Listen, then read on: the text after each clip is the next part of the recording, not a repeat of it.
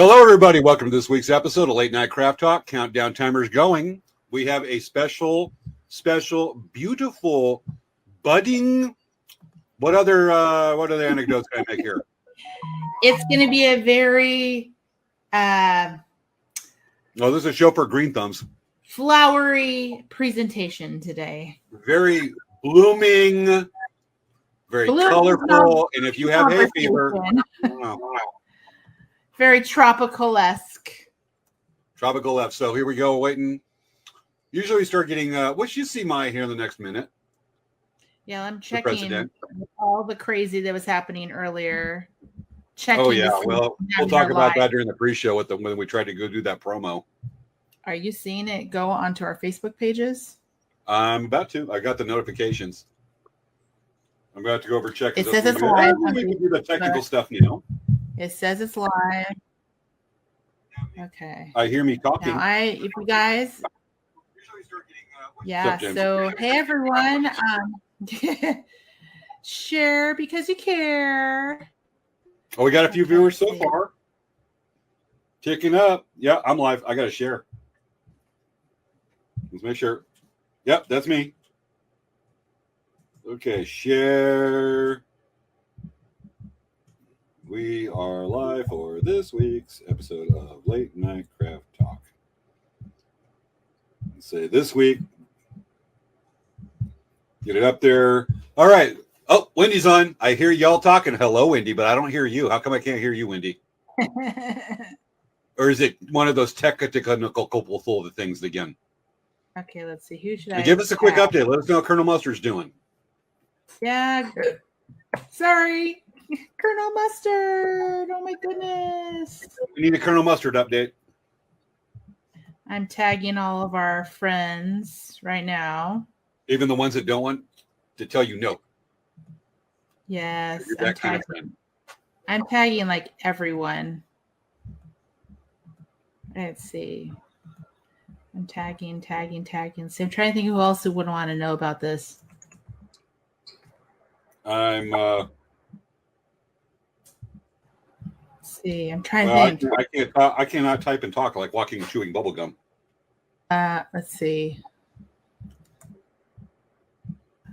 Yes, okay. I just tagged a whole bunch of people. Let's see. Share. Okay. Oh my goodness. I'm so excited. We're going to have a really awesome show. I'm so excited. Yay. Hoorah. Yeah. I'm just still typing this description because my predictive text is being too unpredictable. And share. Good, go. All right. We got a few going on. All right. Hi, Wendy. Looking at Wendy. I know. Wendy's in stealth mode. That's why we can't hear her. We need that Colonel Mustard update if you want to share. Otherwise, where's Maya? I know. Where is Maya? She's always here. She had a job interview. She had one job. And we're still waiting for it. Okay. I tagged her on the... I'm going to go ahead and share the Colonel Mustard update. Colonel Mustard went to the vet today. No cone, unless he's there scratching. Still anti-inflammatory. Has a bit of swelling still. Well, at least he's on the mend. So that sounds good. Yeah. Glad to hear that. Glad to hear. Let's see where Maya is. And we're waiting. Oh, the viewers are jumping up. Where's Maya? She's going to get the look. She's going. I know she's getting the look. We're gonna have to give her the look because seriously, Maya. No cone. That's good. No cone of shame for Colonel Mustard. All right, we got a few more popping on to watch here. Cool. Folks, say hi so we don't feel alone in the void between either space or my ears. Take your pick. Same thing. All right. Yeah, let's see here. Okay. But yeah, I've been...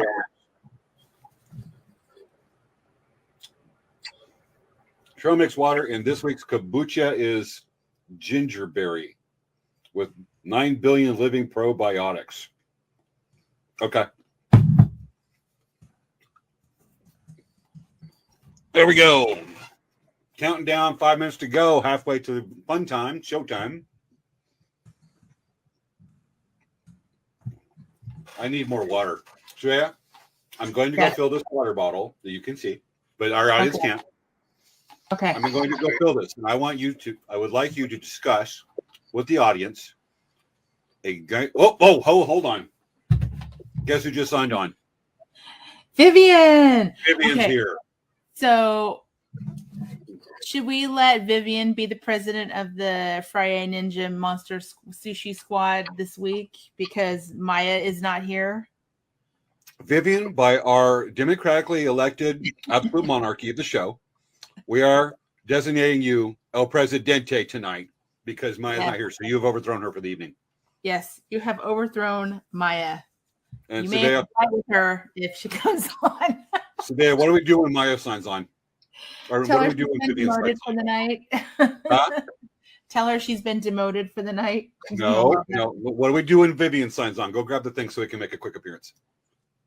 Grab the thing. Oh, I know. I don't have one. Here, I know. I have. Well, this okay. doesn't look Vivian, good.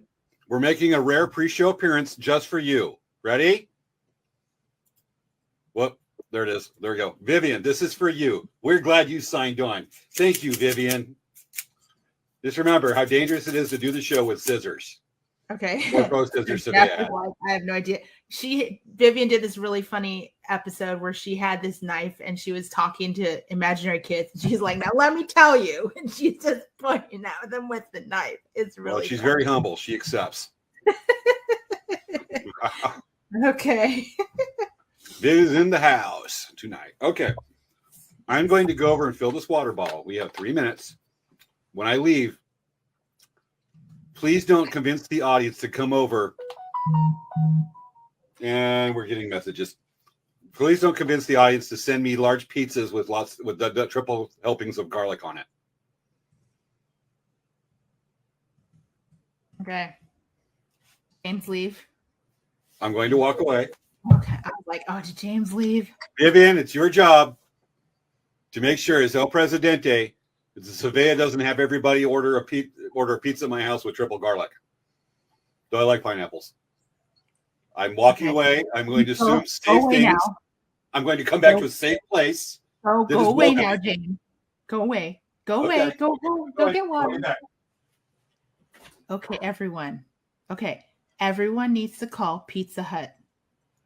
James's address is 5392 El Presidente Avenue, Indio, California, 95329.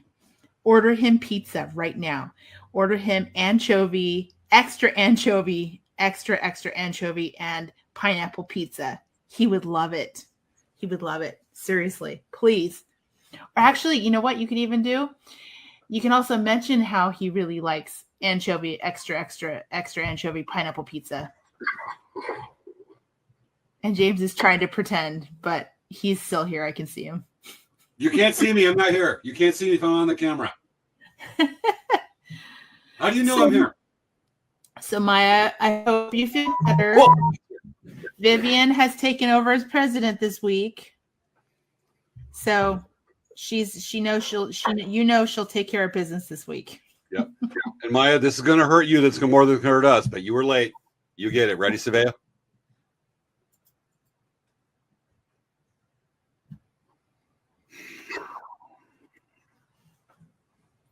Maya, you had that coming. All right. Less than a minute to go to countdown time, folks. That's 2 pre-show appearances we did. We're making. Oh, I know. We're adding on airtime. All right. No. Okay. Are we going to do the real countdown or the professional countdown? Oh, and then one more thing. If you open the show notes, I made a list of things. Okay. I'm going to open the show notes while you give a thingy thing. Okay. At the beginning of the show. The countdown. Do we do the normal countdown or we do the professional countdown? Maya said she was not late. She was just quiet, waiting to see what happened. All right, countdown. Okay. Folks, you ready to count down with us? Here we go. And 10, 9, 8, 7, 6, 5, 4, 3, 2. 1. What comes after 0? The opening credit. It's time for Late Night Craft Talk with hosts Svea Kamori and James Hermes. Let's get the fun started. It's time to start the show.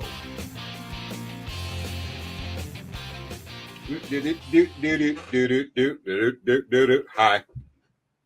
Hey everyone, how are you Don't doing? do that. I almost spilled.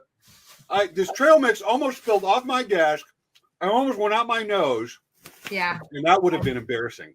Yes, I know, but I mean, gotta have it the right way. Okay, so everyone. In a chronistic.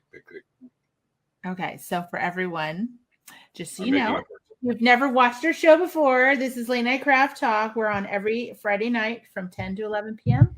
We like to talk about all kinds of interesting topics. We try to teach you about cool things. We try to show you cool things. We bring you cool places. We do all kinds of cool, fun things. So if you like the show, make sure to like and subscribe to our channels. We have a Facebook page. We have a YouTube channel. We have a Twitch channel. So it's all over the place. Like if you prefer watching on Twitch, you can watch on Twitch. If you prefer watching on YouTube, you can watch on YouTube. If you prefer to watch on Facebook, you can watch on Facebook. And you can watch all of them, except for I think on Twitch. You can watch all of them afterwards. We got to make that into a rhyme or a rap. Yeah, right? Goals. Matter of fact, I'm doing the math here. We got it up on there, folks. When we do this, we actually have a list of words streaming to on our screens. And it's at 1, 2, 3, 4, 5, 6, 7, 8 different places. Channels on the internet, 3 different major platforms. Yeah.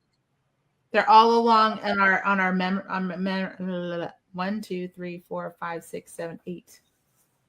At the same time. That many. Yes. Never take this many.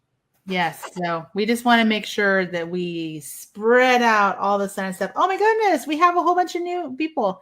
There's Mimi Lisa. Hello. Joya. Hi. Howdy, Joya. Howdy, Mimi. And Vivian and Wendy. Okay. All right. So, hey, James, what's been going on with Elk Rock Traders this week? I want to go second. Okay. Because I have that cool transition story. Okay. All right. You always make me go first so you can learn it, just do the embarrassing and go, I'm going to rescue the show with my Dancing Bear announcements.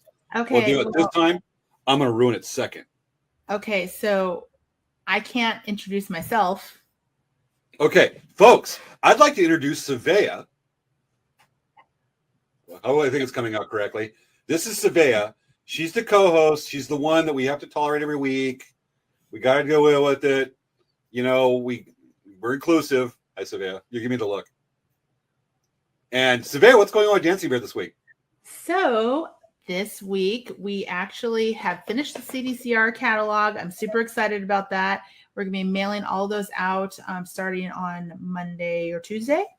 And we have added a whole bunch of Delica beads. We added Japanese seed beads. We added hair pipe. We added rune stones. We added art cards, culture cards. We added a whole bunch of new stuff. So we basically about doubled our catalog.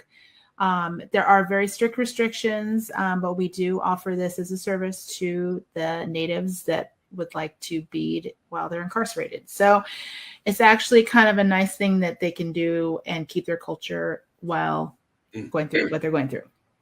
So that's a big thing we just finished. Additionally, we have a lot of graduation stoles orders that we've been filling. We have a bunch of them in stock. So that's a huge thing. Okay, James, make sure to put your phone on silent. We need some way to know when we get messages, they come through. I am centric on the viewers. Okay. Then I don't turn it off every week just because you say something and I have to point out. Yeah. We want to know when the viewers come in. So we have a whole bunch of graduation stoles in stock. So if there's any graduate that needs a grad stole, we do have them in. So they're ready to ship. So you can put in your orders. So, hey, James, what Elk Rock Traders this week? Well, right now I'm still looking for the show outline notes.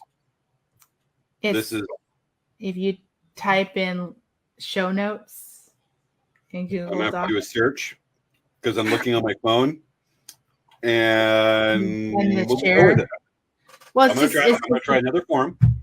But okay, while we do this, what? I'll send it to you in a link in our chat. No, I'm going to go over because I was looking through my phone and on the drive thing, and it's listing things in like just crazy orders. And I'm like, okay, descending, and it's going, no, I'm going to do it my way, which means technology is trying to show us, and it's Skynet wearing its reeling its head here. All right, Elk Rack, folks.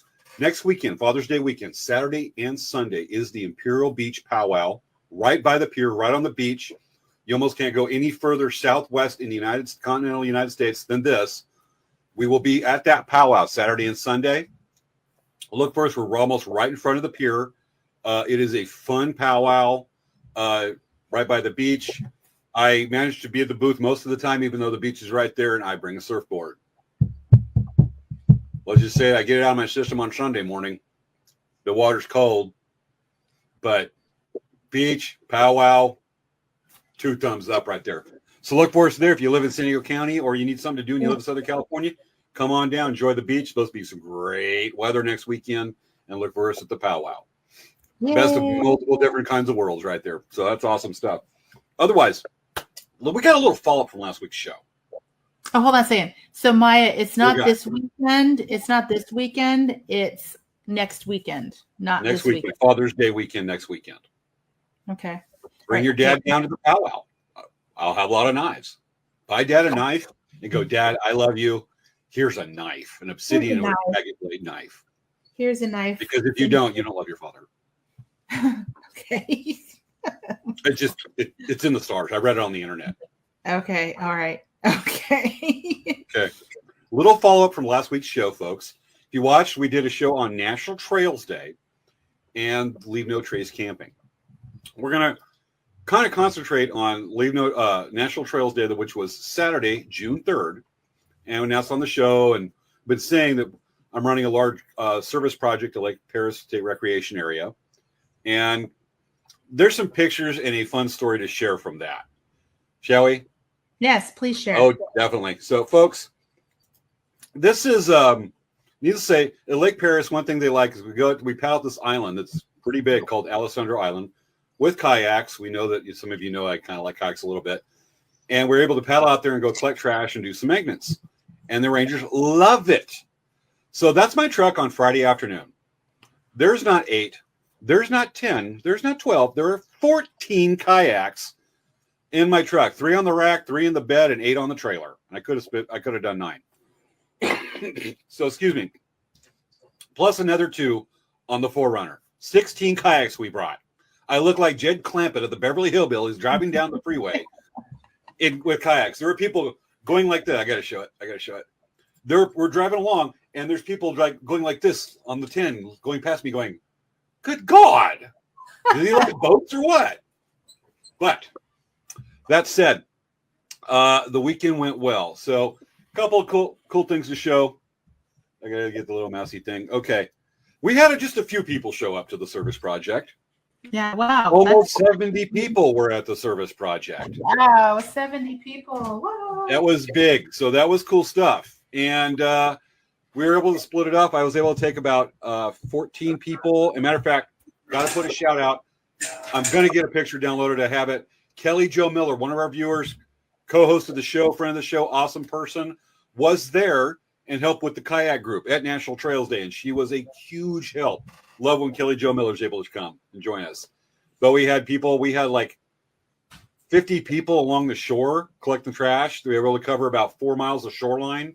And that part went quick with that many people. And that's the kayak group going out. Obviously, Svea's got to go over. Folks, I want to talk to you a minute while Svea's going. It's not going to work. Hi, Svea. I'm right here. Oh, my gosh. I just wanted to get some water. Jeez. I was trying to be nice to the audience, explain why you walked off. Just walked off. I'm letting you have your moment, James. I let you have your moment. My moments tend to be ones that show that my blondness. Okay. We got the kayaks out there. Good stuff. Able to collect a lot of trash at the island and hit some of the riparian area. We had just a few kayaks, people in kayaks that day. And in the afternoon, they got to play with the boats, do volleyball throughout the afternoon at a place called Sail Cove. Went awesome.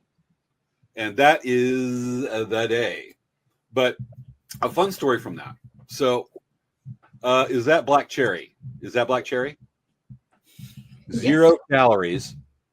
It's Zevia. Zevia. Do you actually like the taste of that? Not Or bad. did you have to acquire the taste because the only reason you drink it is because it's a purple soda can? Well, I like the fact that it's within my healthy choices. I'm trying to think of a joke, and I could think of like 10, but I don't know which one I'm going to say because they're all going to get me in trouble. Yes. So I'm going to do the polite thing and just say, Good "Mhm. job. Good job." Okay. All right. How did the kayak rolling go on Zoom? Okay. Let me finish the story. Let me address that and I'll tell the story actually. So Vivian asked, how did the kayak rolling go on Zoom? So a lot of you know I'm in the college class. I'm taking this month. It's going to be introduction to public speaking or fundamentals of public speaking. It's not actually this week. It's this Tuesday. I have to do a 5-minute speech. That's hard to do. Of a how-to video. And what I'm doing, folks, is teaching how to roll a kayak. So I'll have my phone on a mount that's very secure, connected to the kayak, and I'm going to be talking about it. And I'm going to go underwater and take the paddle and roll back up and talking about it. And then how to get back into a capsized kayak, doing this from a kayak. So essentially, I have to roll a kayak for college grade. Life is good. So Awesome. That's what's happening. And I will have video of it. I'll be recording it. I'll upload it, and I'll have it on, if not next week's show, the week after.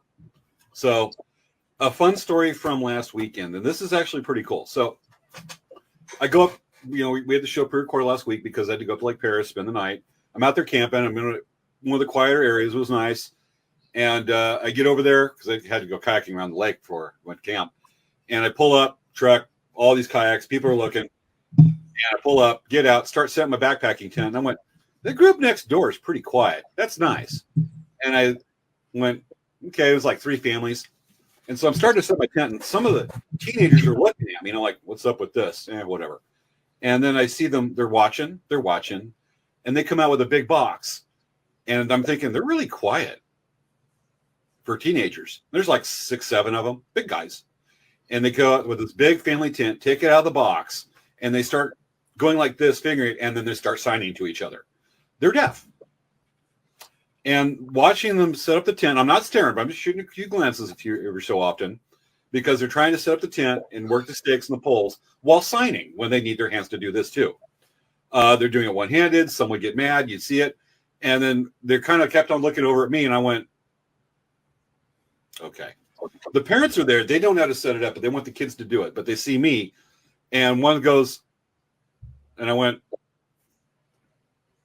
and they're like, yeah. So I don't know sign language. So I go over, and I'm teaching. I spend about 5 minutes working with these teenagers that are deaf to set up the tent, and I would basically take one, connect it, look at one, go, look at one, just go, hey, kind of tap him, look at me, or a couple of them said, I take the pole, go, this, you do it. And they go over and do it. Took about 5 minutes. Great experience.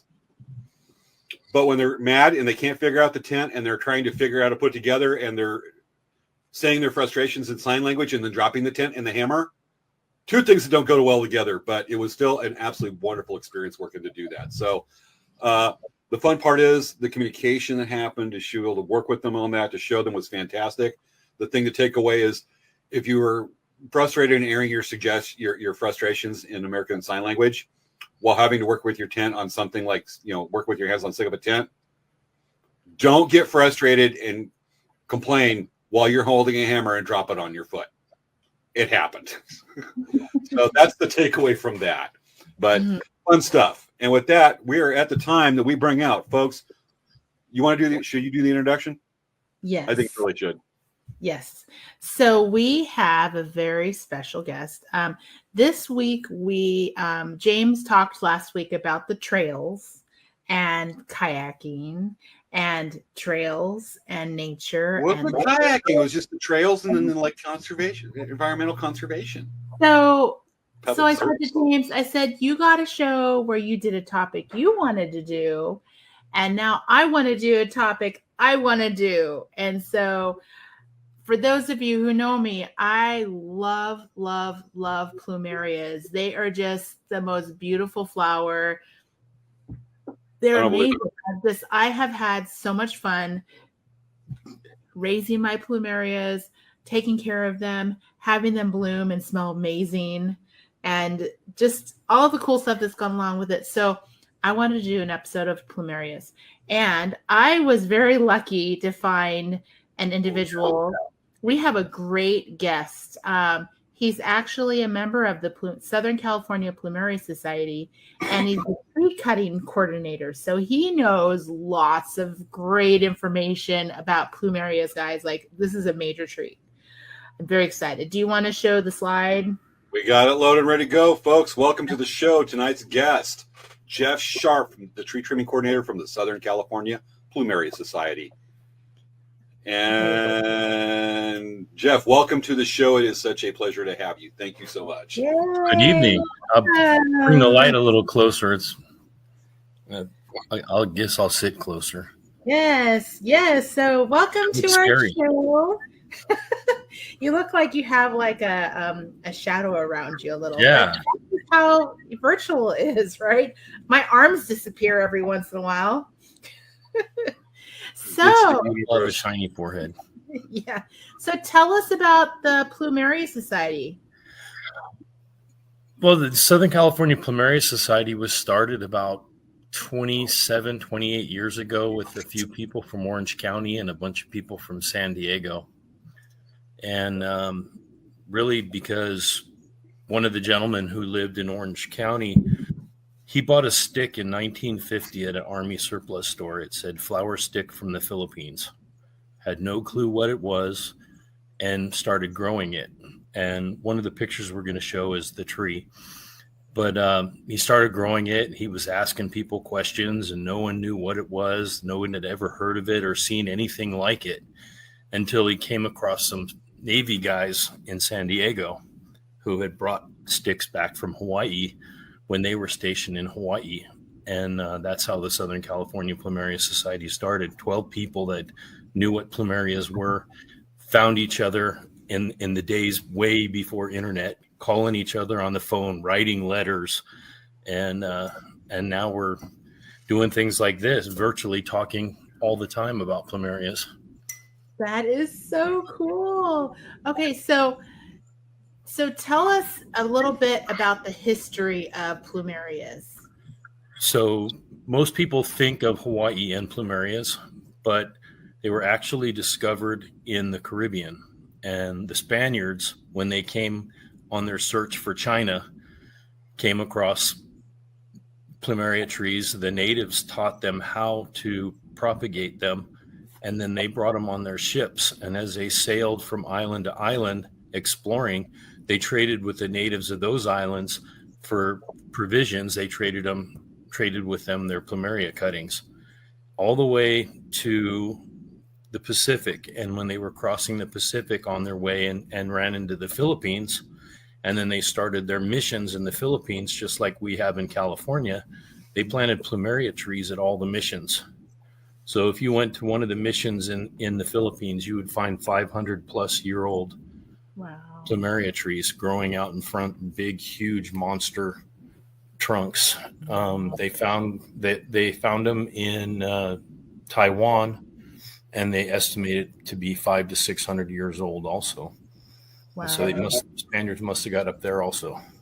I assume that when you talk about the age, these are plants that's like basically like a cloning process where they just keep on propagating themselves, or do the plants actually, a single tree that blooms the plumeria, does it actually live that long?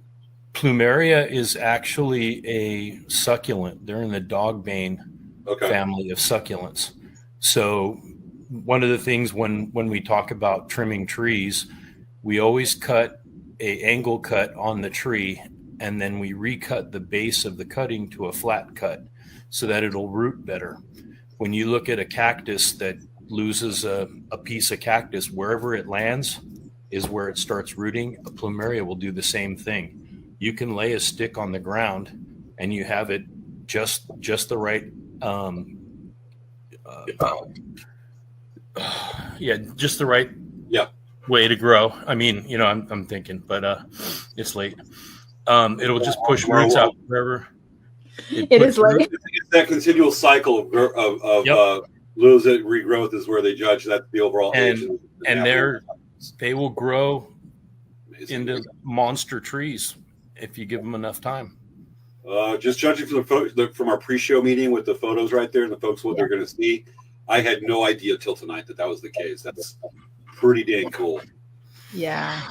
So do you okay, how long does it take to get flowers from plumerias?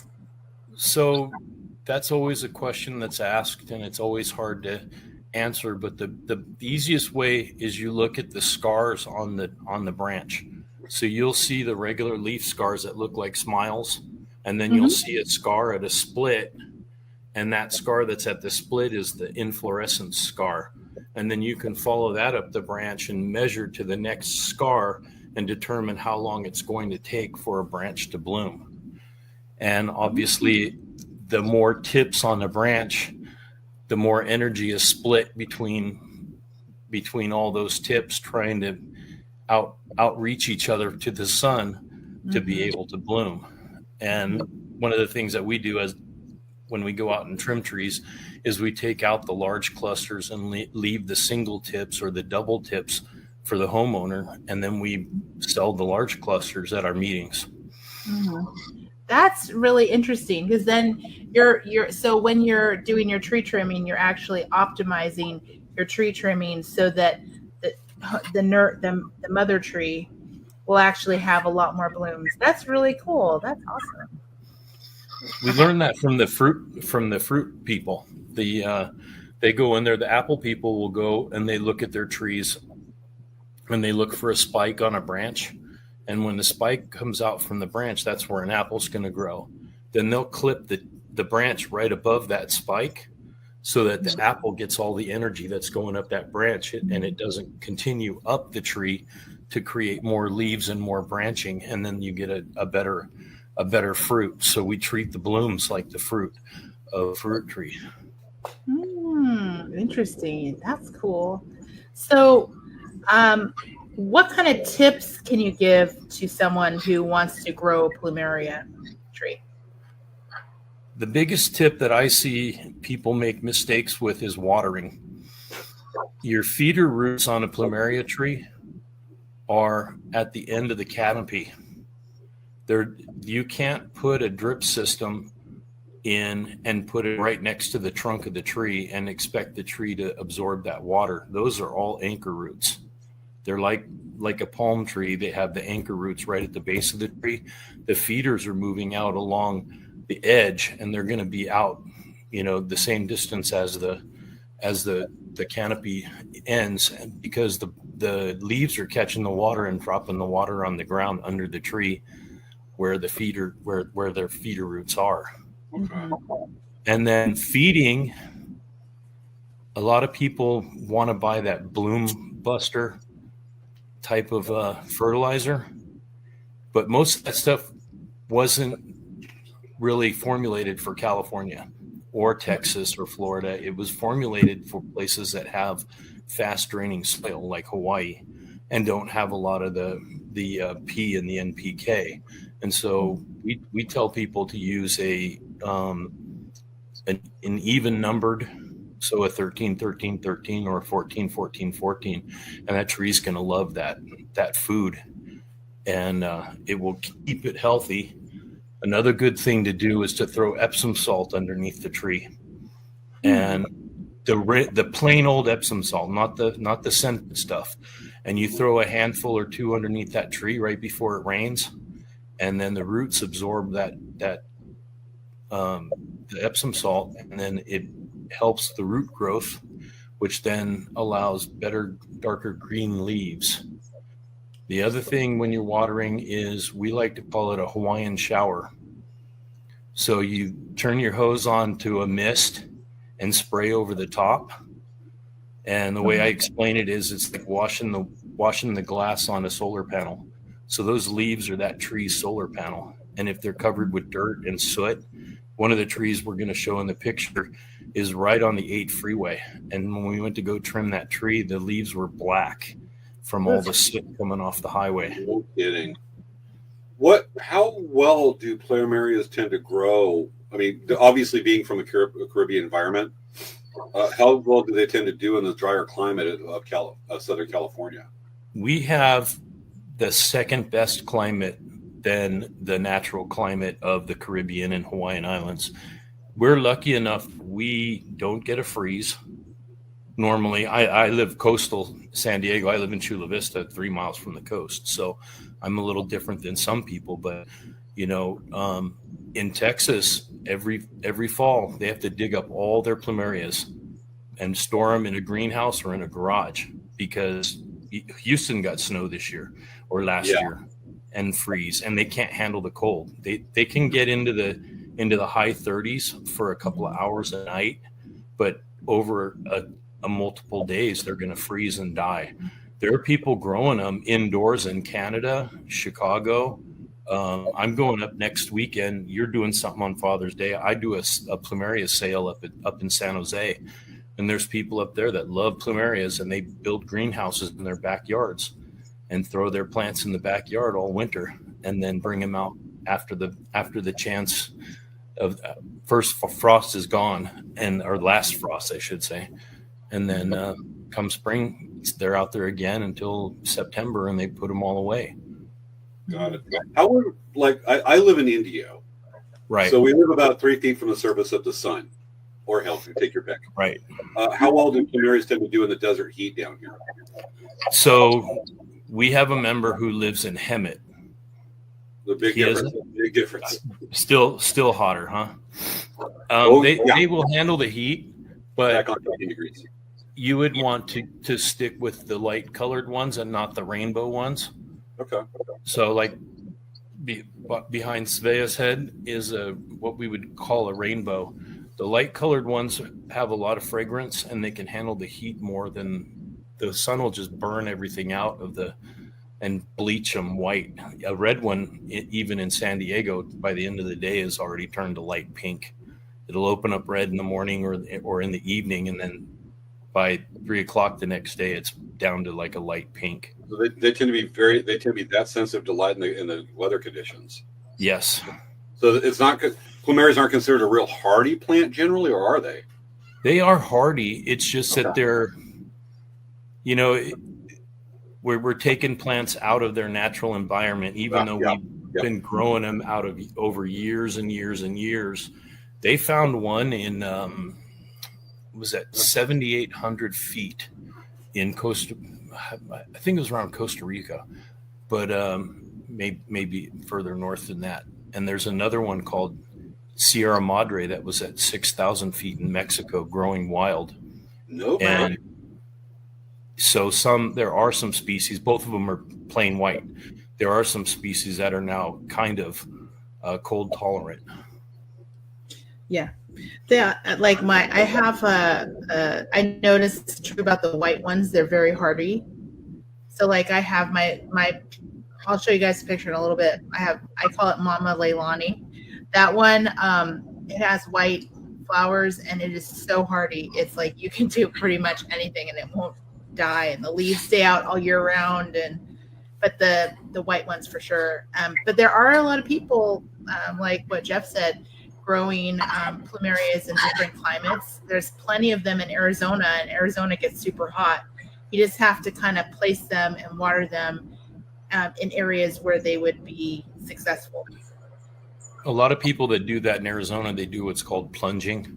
So they'll dig a hole and put the pot in the ground.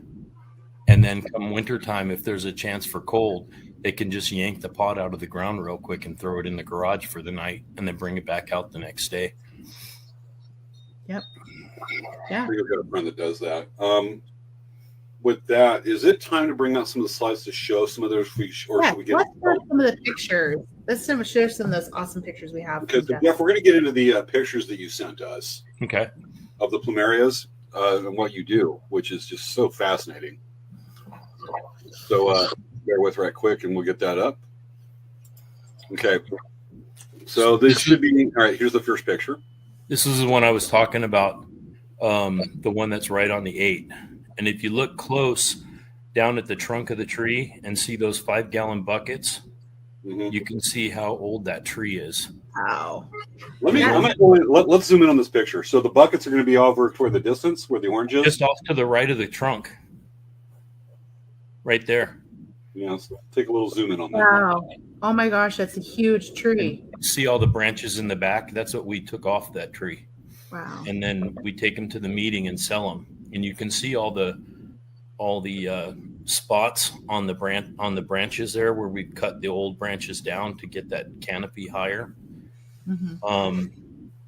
She told me that she was 7 years old in 1950, early 50s. I think she said 50 or 51. And she brought that back on the ship from Hawaii. Wow. As a kid, and they planted that in the backyard. Those two trees next to it are branches that broke off of that big tree, and they just stuck them in the ground. And one of the projects we did, and it took 2 weeks to, we only trim on Saturdays, and everybody's a volunteer, and I usually just pay my volunteers with free cuttings from the tree that we trimmed. They can pick a couple of cuttings each, and they're pretty happy about that. Got it. So we ready for the next slide, or? Sure. Yeah. Okay. Okay, just give me a second here. No so problem. Let's go and get the next one up. And there we go. So this tree on the right was the stick that was bought at the Army surplus store in Long Beach in 1950. Wow. Bud Galat was a World War II door gunner in a B-29 and was shot down. Well, actually, the plane next to them was shot down, and that plane hit their plane, and they crashed. And he spent the rest of the war in Stalag 17. And when he came back, he was just at the Army surplus store shopping and saw this stick. And so he bought it and he took it home. And that tree until last year was growing in Huntington Beach. We're standing on the roof, on the first floor roof eave when I took the picture. And the tree is even with the eave on the second floor of the house. Wow. And that's the color of the flower. But when you take that flower 4 miles inland to Anaheim Hills, it is dark red. Changes. Mm-hmm. And because Huntington Beach has got the cooler weather. But the new owner of the house had the trees cut down after she bought it. And there's nothing left. It all went to the dump. Oh. So I can imagine.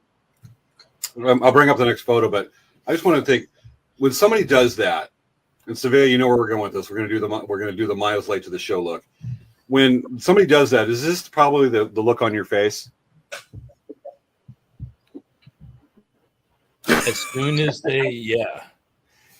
as someone took a picture of the front of the house, with no trees, because there was trees on the side yard. There was another tree that I was in front of or behind when I took that picture, and he named it California Sally, and it was taller than the peak of the second floor of the house. Wow. Not just the eave. Very a tree. And we'll get back to the good stuff here. So are there cuttings of this tree that's been saved? There are cuttings all over this tree.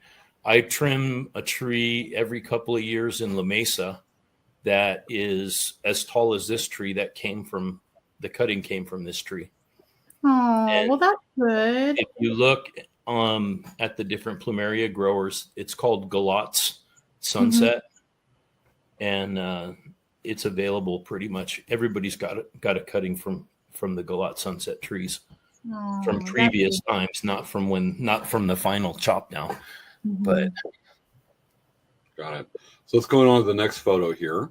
And we have this one, which is a good story. this is tomorrow's trees. Yeah. This is about 80 or 90 trees on a hillside above Sweetwater Reservoir. Wow. They brought a cutting back from Hawaii years and years and years ago, and it's growing up on top of up above these. These are all the cuttings that they took off of that tree over the years and then just stuck in the ground on the hillside. And so when that goes into bloom, it's just a solid wall of white and pink flowers. Wow, that is so amazing. Yeah. What I'm loving is the fact is that as you're pointing out the history with the plumerias that came from Hawaii, or especially from the World War II veteran, that we're actually seeing a tangible trail and in a way a heritage coming from those that coming back from the European, coming back from World War II, or doing that. But we're seeing a direct effects with the plumerias on that. So we're seeing almost a living heritage in a way. I mean, I don't think this is much of a stretch to refer to that way. Well, I started a Facebook page called Plumeria Trees of San Diego. Mm-hmm. And I'm cataloging the trees that we trim them. And I'm only putting the neighborhood, not the address, obviously, but the neighborhood where those trees are. And then I'm getting the story from the homeowners. There was another tree. We don't have a picture of it, but that we went and took the tree out because the son inherited the house from his dad when his dad passed, and he didn't want the tree in the front yard anymore. It was in Sarah Mason. It took up the whole front yard of the house. Wow. And when we cut that tree down, it took 3 of us to get the stump into a trailer. It was so big. And that tree was originally from Hawaii. The cutting came from another tree that came from a tree in Hawaii on Houston Street in Honolulu, in front of the Willows restaurant. Yes. Yes. What was the name of that Facebook group? San Diego. Plumeria Trees of San Diego. Okay, I'm gonna put this down. Plumeria Tree. I want to show it on the show. I'm putting it into the chat so people can see what it's called. Okay. I'll show it right now. We have that's the blooms from that tree on the hillside, and you can see the white, normal white and yellow, but that pink band on the back. It's a nice fragrance, but it's a thick petal, good for making leis. And that's why she liked that tree. And that's why they made so many. So when the grandkids came over, they would pick blooms and make leis. That is really cool. That was actually the next thing I was going to ask you about, making crafts. So how would you, so this is probably a ballpark, but how many flowers would you say it takes to make a lei? Well, usually you can do it with 50 if you just go through the center of the flower. Mm-hmm. But I made one for a radio guy's wife. I spent 4 hours and it took over 400 flowers because I took the needle and I put it through the end. 1, 2, 3, 4. 1, 2, 3, 4. Oh, so you made like 1, 2, 3, 4. So it was like this big around, but all the flowers stuck out. It weighed like 10 pounds. And, wow.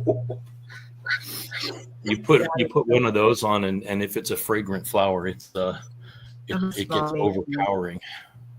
The easiest thing to do is I usually just take 5 flowers and I make a hairpiece on a bobby pin, and then I did it for my daughter. She was doing a speaking engagement. She was wearing a kimono. And I said, hey, you're missing something. And I made a nice flower arrangement and put it in her hair. And then she went and did her speaking.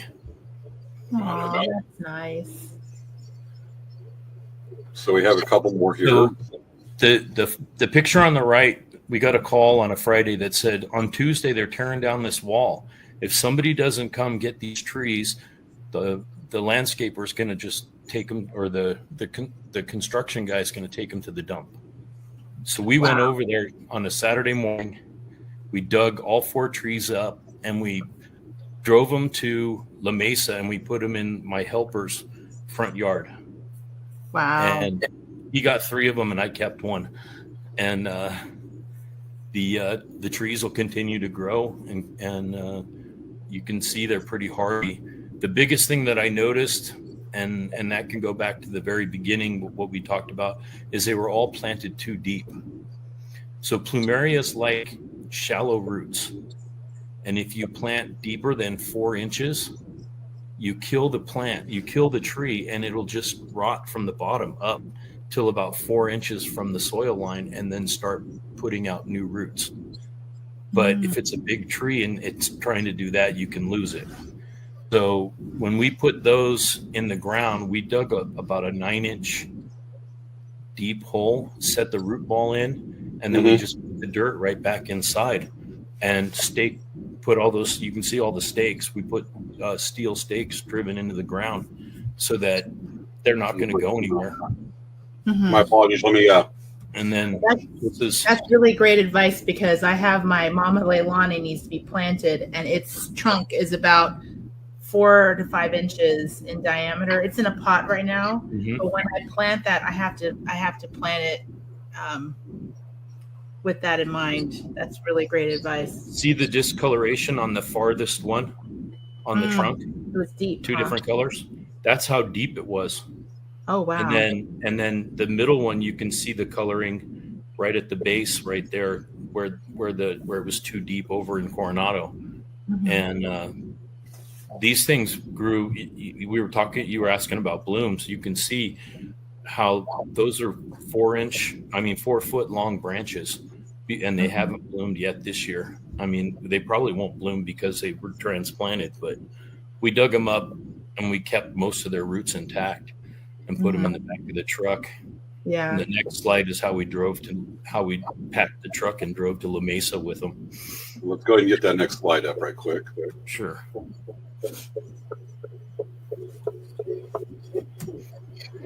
Just bear with me. There was an update to PowerPoint, and all of a sudden it's behaving differently for us. So bear with. That's unusual. There we go. Not of all time PowerPoint to do that. So we have. I think you just have to forward. Yeah. It's being weird. Do you want me to show mine and you can? No, we're good. We're good. Here we go. Okay. So the next one's going to be. There we go. There it is. Wow. We tied them down. We used tie straps. We used buckets underneath the trunks, and we drove right past a Coronado police officer, and he just went. I was right behind the driver, and the Coronado cop just went, watching the car go by. I was waiting to see if he was going to flip his lights or not, and he let us go across the bridge, so we were good. And we got him there. We backed the truck up the driveway, carried him onto the drive, and dug holes and put them in the ground. And that's how easy it is really to transplant a plumeria also. They don't have a massive root get in the back of a truck while keeping the structural integrity of the tree too. Yeah, well, we did take a few branches off, ones that were growing out wonky. The one in my front yard, I cut one of the branches off. It was growing out at a 90-degree angle. The rest of them were growing upward. And so there was no way to fit it in the back of the truck on top of all these. So I cut one branch off and then it fit. Got it. So what we do with the cuttings. So we have a meeting on Sunday. We meet at Gene Farb Middle School. And if you go to the website, which you already have on the have for them available, PlumeriaSociety.com, but it's like Southern California Plumeria Society.com long. We meet on this Sunday, for instance, normally the second Sunday of the month at noon. The meeting starts at 1. At noon, I bring all the cuttings that we've cut for the trees for the previous couple of weeks. And then we sell them for $5, $10, $15, depending on size. All of that goes to a $10,000 endowment at the University of Hawaii. Our guest speaker on Sunday is the recipient, the professor who's in charge of all the plumerias for the University of Hawaii. Wow. He's the one that we write the check to. And if anybody's ever been to Coco Crater on Oahu, that is the Hawaii's Plumeria Grove, and it has all big, huge, giant trees that have been there forever. And a couple of years ago, they had some really bad rains, and Dr. Criley asked us if we could help them, and we gave them $8,000 to pay for the irrigation system. And we gave them a blank check, but we told them that the students have to do the install. You're not going to hire an irrigation company. So they made a class on irrigation, and the students went and put it out. And we paid for all the goodies with our cutting money. I think, Svea, you've got some plumerias you want to show for Yes, I do want to show. I have some your garden, because you're going to show yours, and I'll show my garden. Okay. All right. So I'm going to take off the brand because I totally didn't think about that when I was doing our thing here. Okay. One So says Walmart. Huh? One says Walmart right there. Oh, no. So this is actually my first bloom ever. It took me 7 years to get this bloom. And the interesting story about this is that this tree, this one, and I have another one, they both came from cuttings from a house in Pacific Beach. The cuttings were there, turned into huge trees, kind of the same story. They're from Hawaii. She was a military wife that brought them from Hawaii to San Diego, planted them there. When the house was sold, unfortunately, the trees were cut down, which I'm sad about. But I have some of their cuttings, those trees, so they still exist. And they are my two oldest that I have. So it's kind of a cool story about that. This is actually, you guys, I wanted to show you, this is a plant. It's named Gina. And you can see the color on the left is like really kind of bright fuchsia. And the color on the right is actually when the color is faded. So Jeff was talking about how the sun will fade the colors. It's about like a couple weeks later, 2 to 3 weeks later, you can see how the color changes. So it's kind of interesting. You see that kind of thing. This is my favorite plumeria, and it is in Disneyland. And it's in between Frontierland and Adventureland. There's a planter right in the middle. And it doesn't have flowers yet because I've been watching every time I go. This was taken last year, this picture. This is such a pretty color. It's like orange and pink. So it's just, I love to look at this one every time I go. And I wish I could get a cutting of it. I'm sure everyone wants a cutting of it. It's a beautiful tree. This one is actually, I call it Mama Leilani.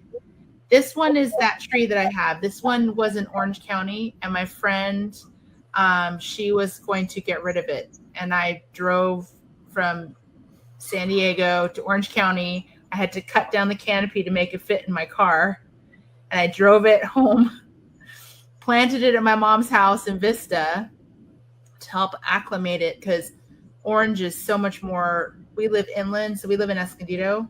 So it was in Vista for about 3 years, acclimating to Vista.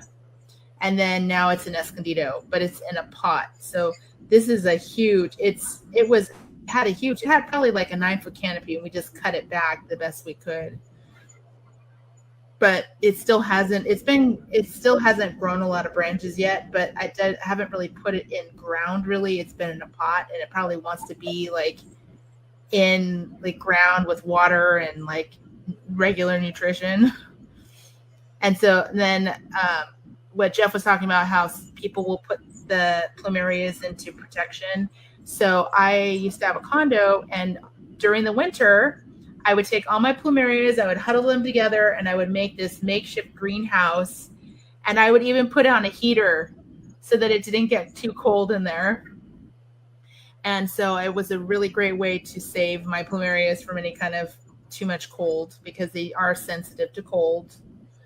And then this is a start of an inflow, which is the start of the flowers. So it's kind of a cool thing. I don't know if you've seen it before. And then this is kind of a fun thing that I wanted to share with you. It's called Friends of Plumerias. So there's the coolest thing that I love about plumerias is that all the time I get to see all these really cool praying mantis hanging out on my plumerias. They're just hanging around. I take pictures of them. They pose for my cameras all the time. They stop and look at me, and they're like, doing all the all the looks. Oh, they'll pose. Yeah, they definitely.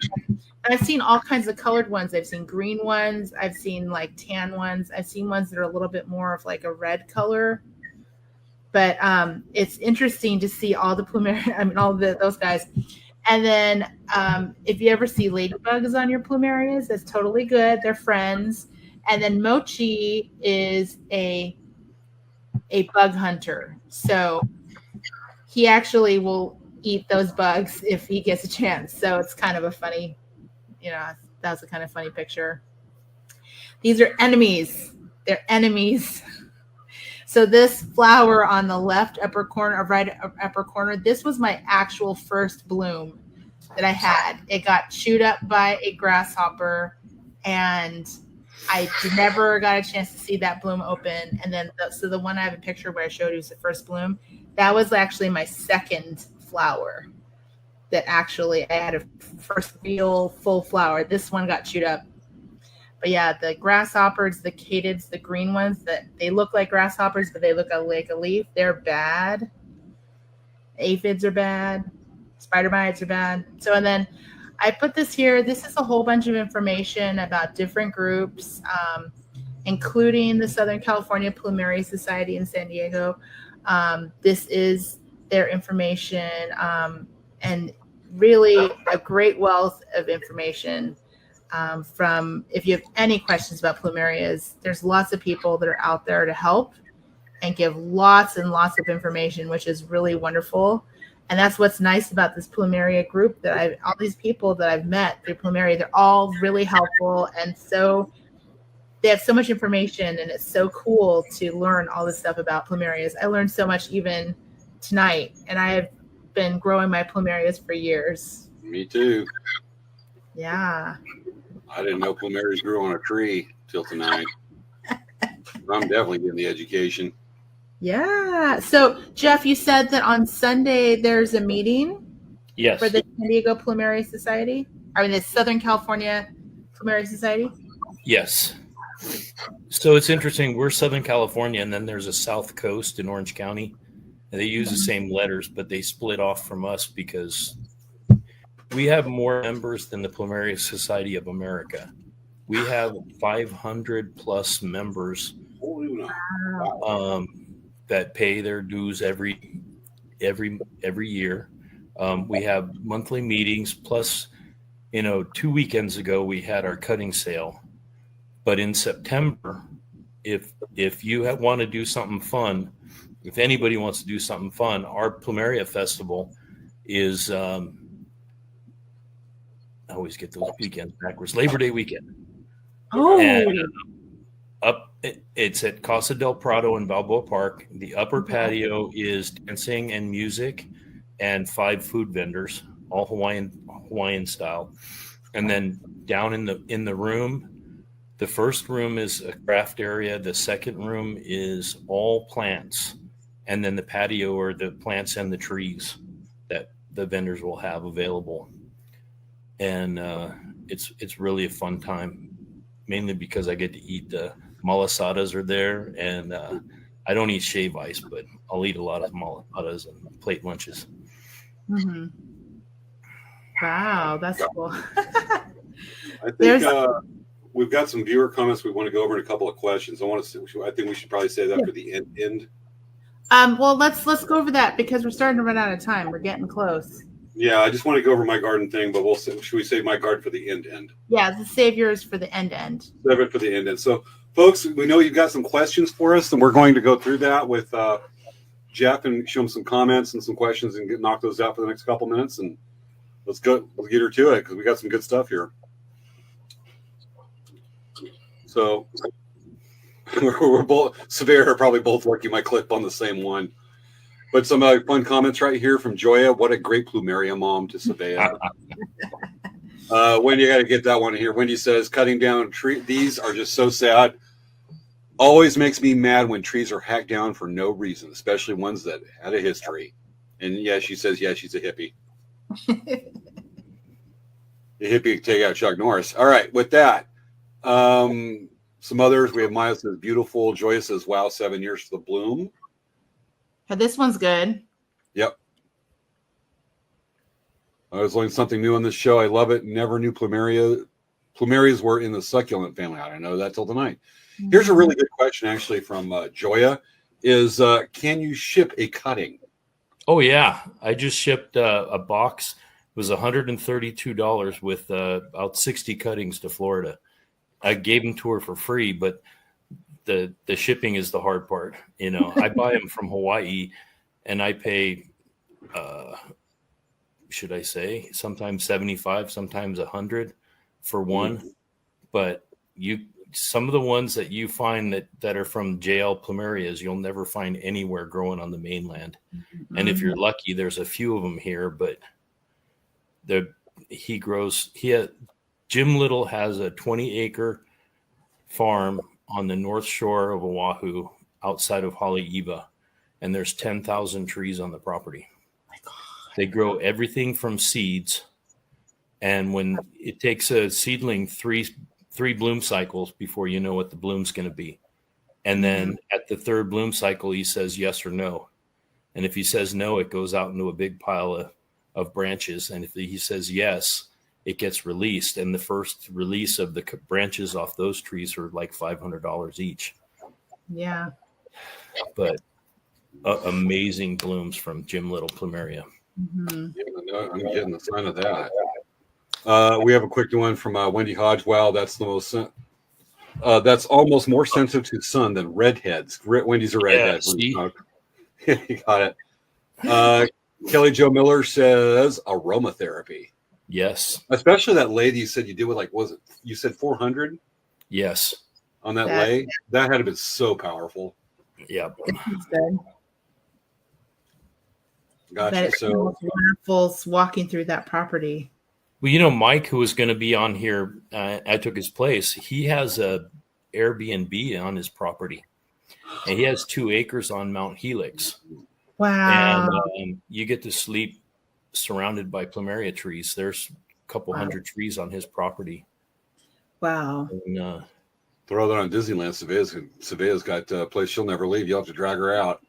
Well, I think it's already booked for the whole year. Oh wow! That's amazing.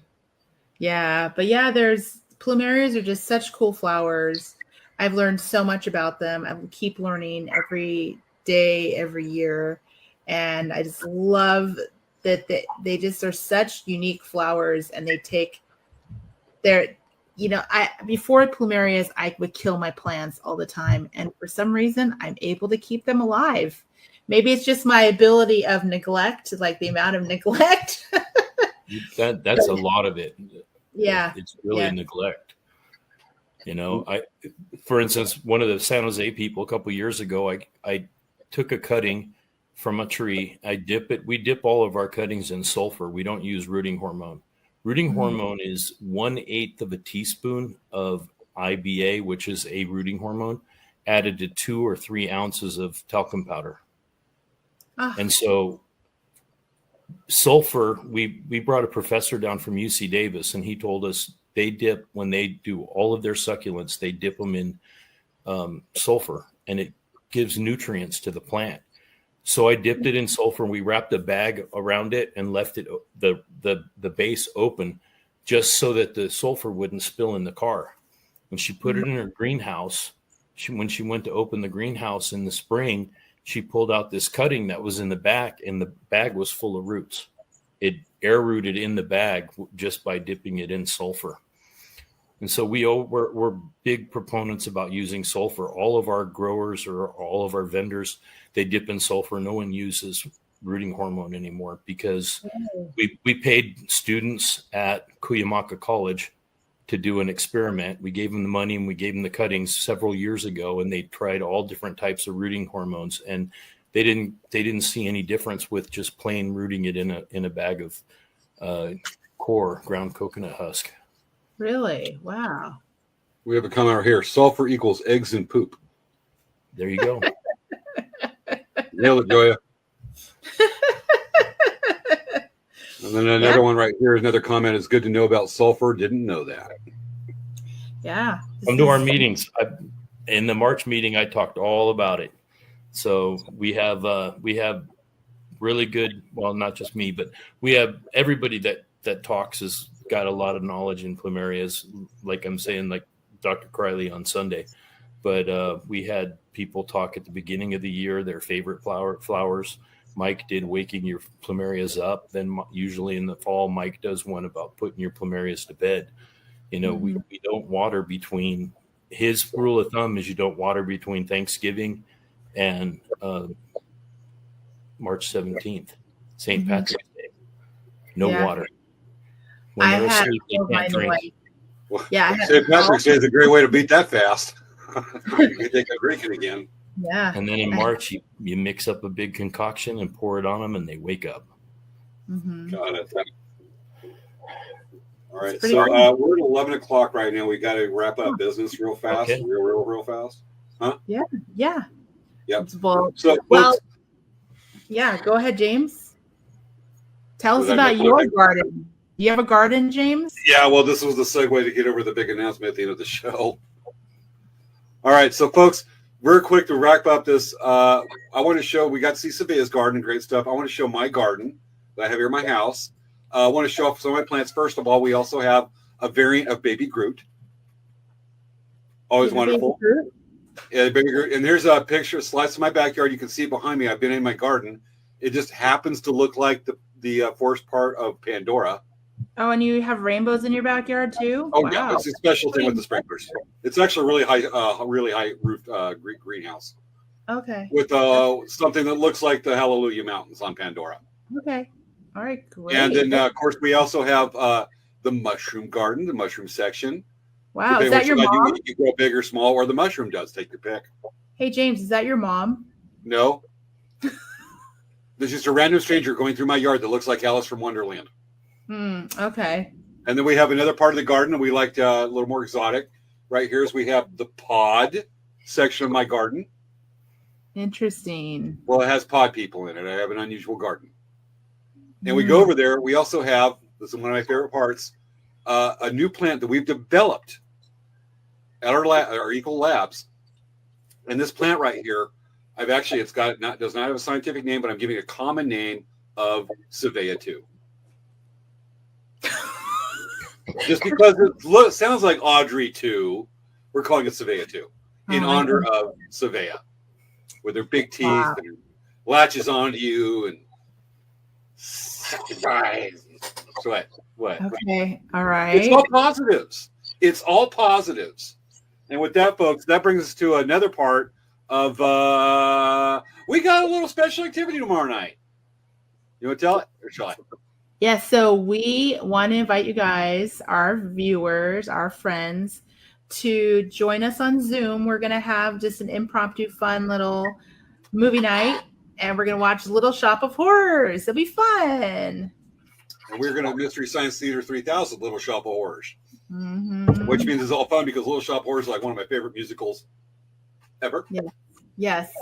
So if you guys want to attend, you need to email us at latenightcrafttalk@gmail.com and we will send you the invite. Yep. We're keeping it where we have to send it out so we don't have any like bad people come on and get on there and and dance. Well, one time we had craft now. We had somebody going over showing their butt. Yeah, that was pretty unusual. Yes. We're going to keep it clean because we might have some kids that sign on to watch the show. And so we do that. And I'm just going to have fun doing a whole musical dance into the theme song. Because I've been listening to the theme song a few times. I've been in this Little Shop of Horror kick for the soundtrack for like 2 weeks off and on. Yeah. So this will hopefully help quell that. But I just want a chance to go over and rock out to You'll Be a Dentist song. Yes. Awesome. Because I don't know which one of us here shot puppies with a BB gun. Folks, it's the line of the song. It's not something we actually did. So I wanted to give an extra special thank you to Jeff for coming on and being up late with us. Yeah, I'm usually in bed at 9. So I know, but thank you so much. And Oh, no problem. This is fun. Yay! Thank you so much. What do you think, Jeff? Before we go, just one last question. What do you think of the possibility of being able to hybridize the Svea 2 plant to grow also plumerias on its branches? We could graft something, maybe. Graft or duct tape or staples? They graft Baling easy. wire. Okay, well, I'm just trying to make something that's more inclusive Svea will appreciate, because apparently she doesn't appreciate Svea too. Oh, I'm trying to make it more. Oh my God. No. But yeah, I wanted to know this really quick. So Carolyn said, thank you, Jeff, for enlightening us on plumerias, Svea and James, for tonight's show. Well, my pleasure. Yes. And everyone's saying, thank you, yay. So, but thank you again so much. We really appreciate it. And at the end of the show, I forgot to tell you, we like to dance because we've been sitting here for an hour. So we're going to play our music. And if you'd like to dance with us, we dance. Absolutely. And when you see the closing credits, when it gets toward the end, we'll explain it afterward. Just don't get weirded out. We have a lot of Easter eggs in our opening closing credits. Okay. You ready? Yeah. All right, folks. Oh, This has been this week's episode. I'm looking for the closing video. There it is. Okay. Too good. Folks, this has been this There week's you go. episode of Late You Night can see Craft me Talk. doing- Next week, we will be back. We're going to be talking about mini staycations. Is that correct, Svea? Yes. Yes. Mini Wow. There you staycations go, Mike. and Sounds- short fun trips you can do over the summer that are near your house, or things to look for, ways to get creative with that. We'll see you next week. Thank you much for watching. Jeff, thank you. Good night. Okay. Ready?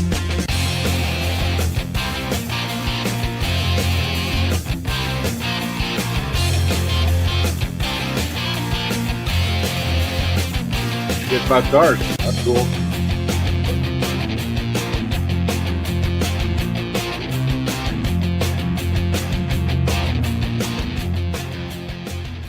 Aw, ain't he cute? Okay, that's the part you don't freak out about. Good night, folks. Hi, everyone.